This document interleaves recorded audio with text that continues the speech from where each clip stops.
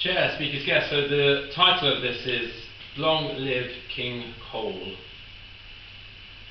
Coal is our king, the world will sing. Whilst the men go to work, underground dangers lurk. The strike was almost over. After 9 long months of picketing, chanting, scrapping with police and fighting for the survival of their coal mine, the whole community was hanging by a thread. The men were fighting for their children like Bronwyn, 9 years old, already with a lifetime's worth of hardship behind her. Money was tight and food was scarce. Bronwyn would often skip school to help out at the soup kitchen in the village. The ladies loved it when Bronwyn joined them. A surrogate family for her and a surrogate grandchild for them. School reminded her of what she didn't have: money, nice clothes, a mother. Helping out at the soup kitchen reminded her of what little she did: a community, a family bound not by blood but by something more meaningful, something to fight for. She did have her dad, Rhys, picketing every day, and there was Di, of course, Bronwyn's uncle. Di shared his time between picketing, serving steaming mugs of soup in the kitchens, and distributing food parcels for the whole region. Di worked the mines all his life, from age 14 until the Aberglow disaster of '62, when he lost the use of both legs and 342 of his fellow miners lost their lives. Bronwyn had a soft spot for Di. He'd tell the best stories. Her favourite was the one about the closed down pit at Aberglow. She knew how painful it was for him to tell it because of what he'd lost. But it was a bone-chilling tale with incredible emotions and detail. Everyone knew, meanwhile, that the government had a huge stockpile of coal hidden in preparation for the strikes.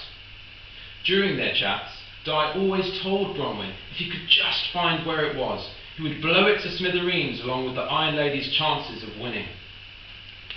And now, tomorrow was Judgment Day for the strike. The decision would be made one way or another. The mines would stay open or they would close for good. It felt like the whole village wanted to be together the night before it happened. But where was Di? As they were sitting round the fire at the Working Men's Club, suddenly they heard an unholy explosion. The force shook the whole building, knocking chairs to the ground and smashing beer bottles. "What the bloody hell was that but?" cried Rhys. "Dad, it's Di," said Bronwyn. "It must be. He must have found it. Maggie's secret stash of coal. But where is he, Dad? Where's Di?" It wasn't until the next morning that the events of the previous night came to light. The entire area where the Aberglow mine used to be had fallen into the sea, blown up, destroyed, obliterated. There was no way Di had survived. Di had finally realised the one place he didn't want to go back to was the only place the stockpile of coal had been hidden: Aberglow. When Di was serving cheap beer in the Working Men's Club, he would often say in a hushed voice, "I'm getting close, boys." Bronwyn would often ask Di about the huge map he had up on a wall at home, sprawling with pins and multicoloured string, crossing over like a spider's web. It looked like a detective's investigation on TV. Di would joke about his passion project and mutter about historical value, but Bronwyn never quite believed him. The newspapers said it best: "Man gives life to save coal mines. The Iron Lady is finished. Long live King Coal." And "Miners win, Maggie is out." It was over. They'd won. The mines would stay open. Miners received a 20% pay rise, and the scabs and strikebreakers were escorted out, ordered to leave. The change in mood in the village was astonishing, from apocalyptic to euphoric. Di had campaigned the hardest for the survival of the pits.